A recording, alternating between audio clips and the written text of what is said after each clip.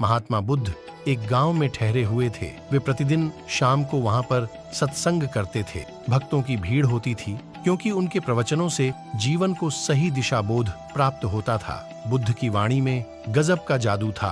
उनके शब्द श्रोता के दिल में उतर जाते थे। एक युवक प्रतिदिन बुद्ध का प्रवचन सुनता था। एक दिन जब प्रवचन समाप्त हो गए तो वह बुद्ध के पास गया और बोला, महाराज, मैं काफी दिनों से आपके प्रवचन सुन रहा हूँ, किंतु यहाँ से जाने के बाद मैं अपने गृहस्थ जीवन में वैसा सदाचरण नहीं कर पाता जैसा यहाँ से सुनकर जाता हूँ। इससे सत्संग के महत्व पर शंका भी होने लगती है। बताइए मैं क्या करूं? बुद्ध ने युवक को बांस की एक टोकरी देते हुए उसमें पानी भरकर लाने के लिए कहा।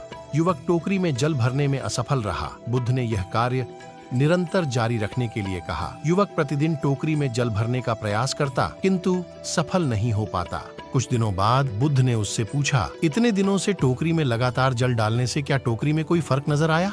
युवक बोला, एक फर्क जरूर नजर आया है। पहले टोकरी के साथ मिट्टी जमा होती थी, अब वह साफ दिखाई देती है। कोई गंदगी नहीं दिखाई देती है और इसके छेद पहले जितने बड़े नहीं रह गए, वे बहुत छोटे हो गए हैं।